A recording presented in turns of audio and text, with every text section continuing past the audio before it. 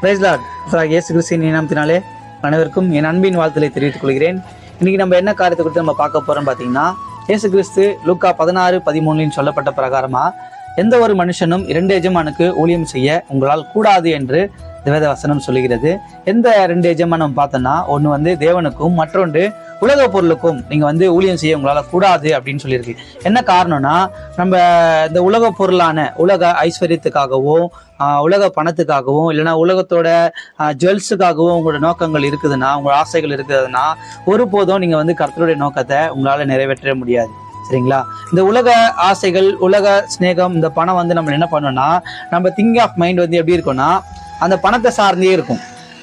இன்னைக்கு யாரை பார்க்கலாம், எங்கே போகலாம், எப்படி பணம் சம்பாதிக்கலாம், என்ன மாதிரி சேலரி நம்ம பார்க்கலாம், என்ன மாதிரி ஒரு பிஸ்னஸ் பண்ணலாம் அப்படின்னு சொல்லி நம்மளோட மைண்ட் செட் இருக்கும். நீங்கள் நினைக்கலாம், ஒருவேளை இதில் என்ன தப்பு இருக்குது, பணம் இம்பார்ட்டன்ட் தானே, பணம் நமக்கு முக்கியம் தானே, பணம் இல்லைன்னா நம்ம ஒன்றுமே பண்ண முடியாது அப்படின்னு நீங்கள் நினைக்கலாம். பட் இதில் என்ன பிரச்சனை இருக்குன்னா, நம்மளோட கம்ப்ளீட் மைண்டும் பார்த்தீங்கன்னா பணத்தை டிபெண்ட் பண்ணியே இருக்கும்.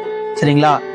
ஒருவேளை நம்ம அதிகமாக சம்பாதிச்சிட்டோம் வச்சுங்களேன், என்ன வீடு வாங்கலாம், என்ன கார் வாங்கலாம், அடுத்து நம்ம என்ன வாங்கலாம், எப்படி பணத்தை க்ரோத் பண்ணலாம் அப்படின்னு தான் நம்மளோட மைண்ட் செட் இருக்குமே தவிர, நம்ம சப்போஸ் ஐயோ நம்ம லாஸ் ஆகிடுவோமே, நம்ம பிஸ்னஸ் போயிடுவோமே, நமக்கு சேலரி கிடைக்காம போயிடுமே சொல்லி நம்மளோட ஃபுல் ஃபோக்கஸ் எதை நம்பி இருக்கோம்னா பணத்தை நம்பியே இருக்கும்.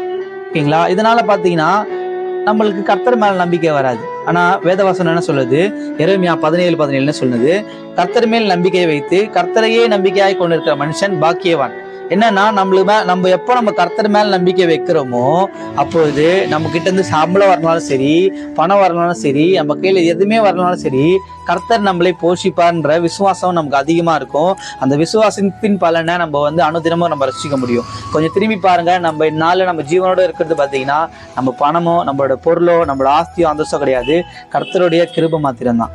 ஸோ நம்ம எந்த அளவுக்கு நம்ம கர்த்தர் மேல நம்ம நம்பிக்கையா பற்றுதல் வைக்கிறோமோ, அந்த அளவுக்கு கர்த்தர் நம்மளையும் நம்ம குடும்பத்தையும் ஆசீர்வதிப்பார். ஒருவேளை நீங்க 2 எஜமானுக்கு ஊழியம் செய்கிற பிள்ளைகளா இருந்தீங்கன்னா, ஒரு விஷயம், கர்த்தருடைய நோக்கத்தை அறிந்து கர்த்தருக்கென்று ஊழியம் செய்யுங்க. கர்த்தர் உங்களையும் உங்கள் குடும்பத்தையும் ஆசீர்வதிப்பாராக. ஆமென்.